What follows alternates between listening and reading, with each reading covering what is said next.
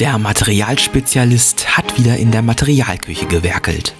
Was bei der ungewöhnlichen Rezeptur zum TTR-Killer herausgekommen ist, erfahrt ihr bei uns im Video.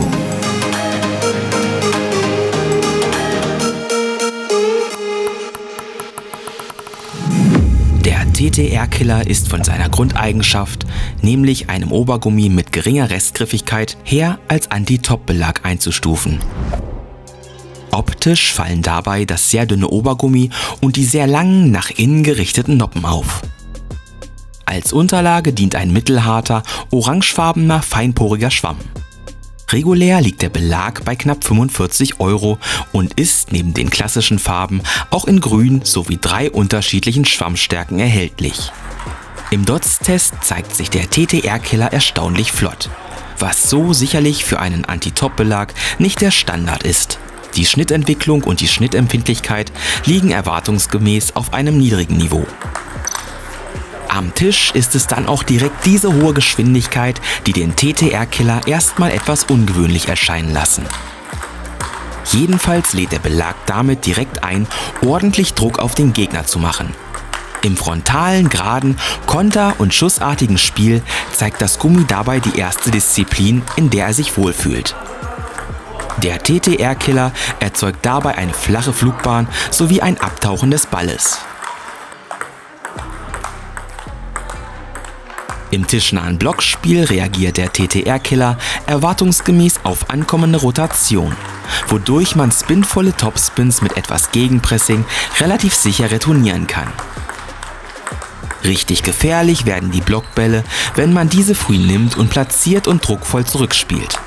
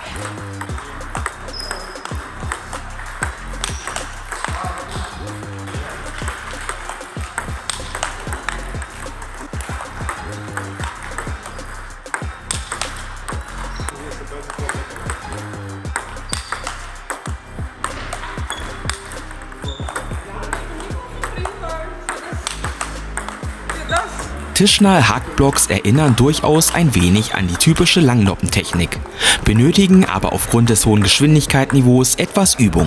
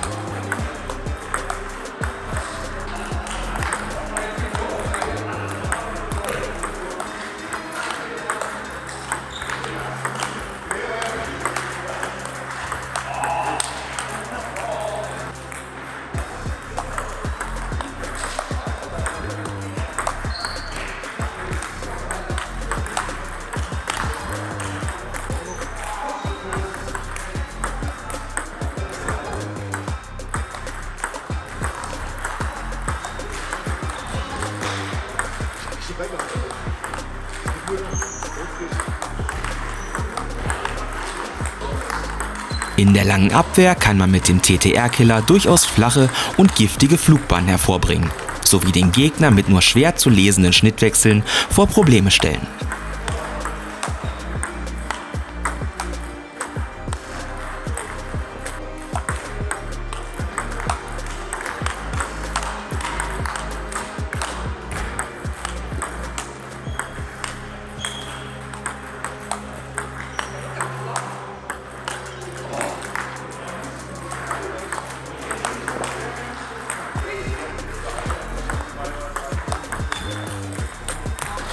Festhalten sollte man, dass der TTR-Killer mit lockerem, passivem Handgelenk durchaus dämpfend wirkt und so auch kurze Ablagen damit möglich sind. Unserer Meinung nach ist der Belag aber grundsätzlich kein Hinhaltebelag, sondern entfaltet seine ganze Gefährlichkeit erst im Zusammenspiel mit einem aggressiven, druckvollen Spiel, was so sicherlich auch ein gewisses Händchen bzw. technisches Können voraussetzt.